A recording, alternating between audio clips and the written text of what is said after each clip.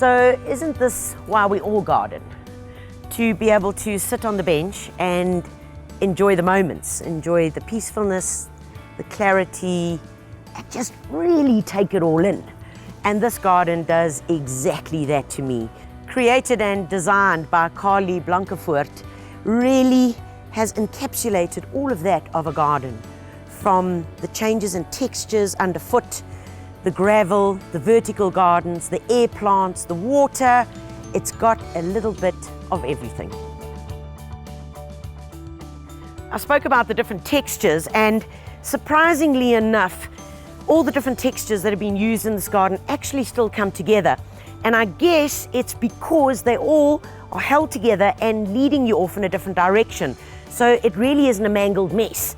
Literally drawing you into the garden are the formal sleepers, which work incredibly well.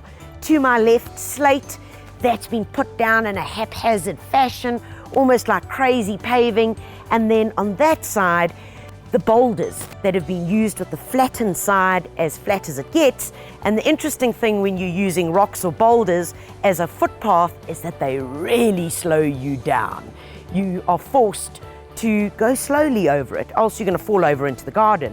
And if there's some special plants, scented plants, it's really a good trick to use in your garden.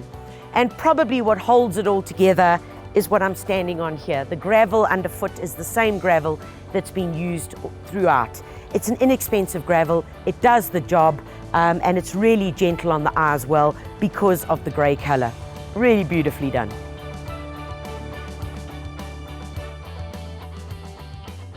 And of course, all paths lead to here, the focal point of the garden, which is this little water feature. In fact, it's a pond, very still, very gentle, which gives you that place of reflection.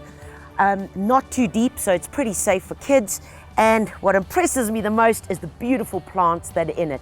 It's called spiloxine. It's an indigenous water plant, also known as river stars. And aren't those flowers just too gorgeous? Loves flowering late winter right through into the summer months. And it is deciduous, so it dies down in winter. So don't forget about it, guys, because it's still going to be there in your pond. But really a no-nonsense, very tough, and what a delightful addition to this garden.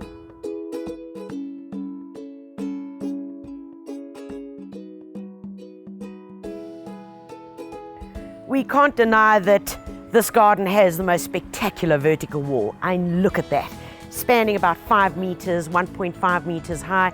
And we know vertical gardens have been a huge rage, and yes, you can grow them. Please do remember that your plant material has to be very specific for the sun or the shade, because that is the general failing point of why vertical gardens don't work.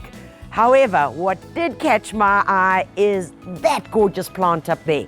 And look at it, trailing over, happy as Larry, completely in a spot that you would think it was growing directly in the ground. It's called lotus. It's also known as the parrot beak plant, simply because of its amazing flower. It flowers early spring, right into the summer, tough as nails. And how do we know that? Well, look, it's growing up the wall, number one. And number two, it's got grey foliage, which always tells us if it's got grey foliage, it's really tough. The less you water it, the more it flowers and the more it gives you. Great in hanging baskets, vertical gardens, with aloes, or simply just on a bank. Plant that guy because it's going to reward you endlessly.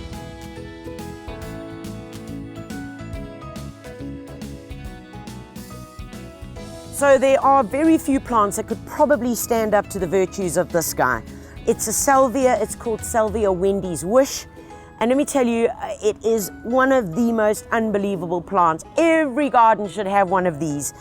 It's a low-growing shrub, and when I say low-growing, going to get to 1 meter by 1 meter in width, and will permanently have these beautiful flushes, tall spikes of pink flowers. Absolutely spectacular. Dark, dark stems, which makes the pink just burst out. Sunbirds love it, bees love it, butterflies love it. And in terms of care, well, it hardly needs any water. Loads of sun, and it'll even grow in poor soils. When it starts getting a bit scraggly, simply a hard pruning is all it needs. And I guarantee you, you will not be disappointed if you plant Salvia Wendy's Wish in your garden.